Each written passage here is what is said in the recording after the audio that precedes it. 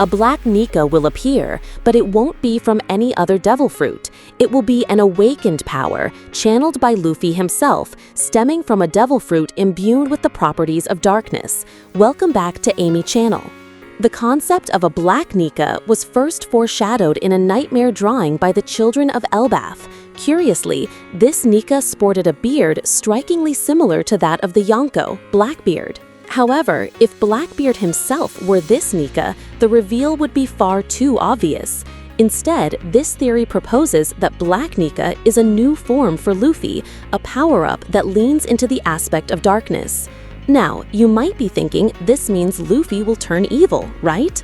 Not at all. For reference, just look at Nightmare Luffy from the Thriller Bark arc. Luffy took on a demonic appearance, yet he never lost his righteous spirit. While Nika is known as the sun god, the warrior of liberation, people seem to have forgotten its potential original source, the incarnation of a devil. A devil ascending to godhood. This is the central mystery we need to unravel in One Piece, rooted in the power our protagonist, Luffy, now wields. Simultaneously, we've observed that Imu never personally leaves the holy land of Mary Geoise, choosing to rule from the shadows. There's a reason for this. Imu has demonstrated the ability to possess the body of Gunko to unleash tremendous power, including Conqueror's Haki and Devil Fruit abilities. But have you ever wondered why Imu doesn't personally venture out to crush powerful pirates like Roger or the Yonko, who constantly threaten the throne? Why did Rox D. Shevek, upon seeing Imu, retreat, vowing to return another day? It's because Imu cannot step into the sunlight. Doing so would cause their body to disintegrate into dust. What could be the cause? They have lost a crucial part of their body, one that was created by a devil fruit, and that is, well, grab a cup of coffee and let's break this down piece by piece. The reason Imu cannot survive under the sun is that if the sun god Nika's light were to shine upon them, they would instantly vanish. In previous appearances, we saw Imu draped in a long, black cloak that covered them from head to toe. We assumed it was a full outfit. However, in chapter 1155, we see them with a hood. A simple hood is far more practical for movement and visibility than a heavy, rain-like cloak, isn't it?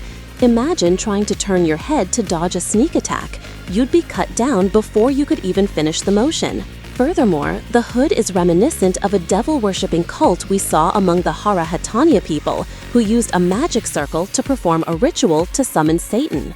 This suggests Imu is Satan personified, the true leader of this cult, an omnipotent demon. When we look at what happened in Elbaf, Imu was able to transform giants into demonic beings.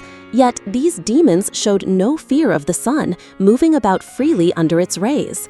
Some might argue this disproves the theory, but they're forgetting a crucial detail. That wasn't Imu's true body. It was the body of Gunko. While she was careful to cover themselves with mummy-like bandages and a hat, their legs were exposed. If sunlight hit their legs, it would likely cause a tan, not disintegration. So, let's answer the main question. Why would Imu disintegrate in direct sunlight? It's because in the distant past, likely after the Void Century War, Imu was affected by the powers of the Kage Kage no Mi. Their shadow was stolen, and as a result, they can no longer appear in the outside world without being burned to ash. This brings us to a key unresolved detail from after the Summit War at Marineford.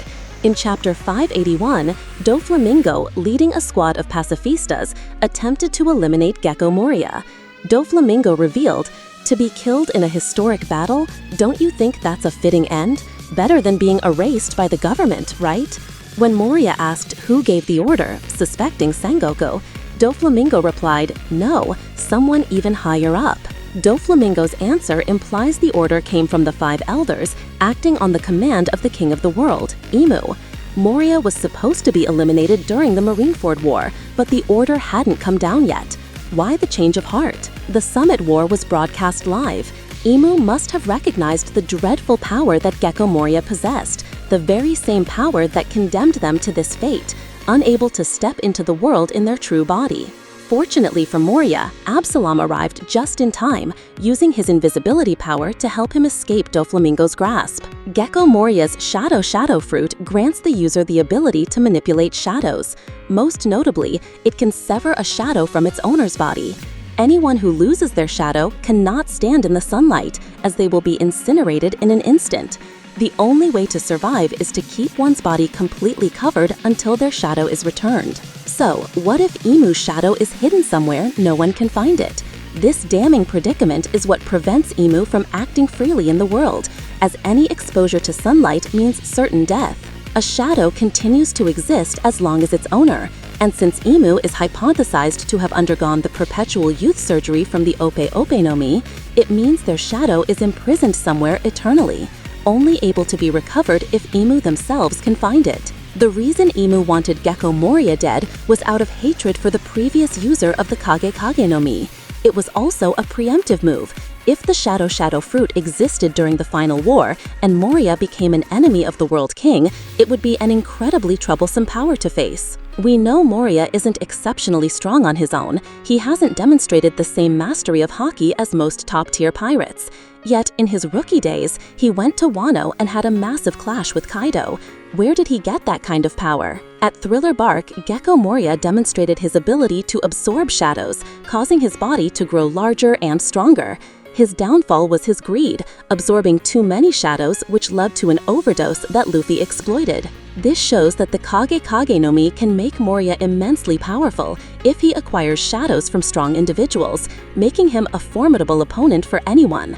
Luffy himself was infused with over 100 shadows to become Nightmare Luffy, a form whose power surpassed even the ancient giant Oars, who was animated by Luffy's own shadow. This foreshadows that if Gecko Moria were to become an ally in the final war, he would provide a massive advantage. Crucially, the shadows aren't only controlled by Moria. Anyone can technically wield them. In chapter 476, Lola revealed the secret they had discovered.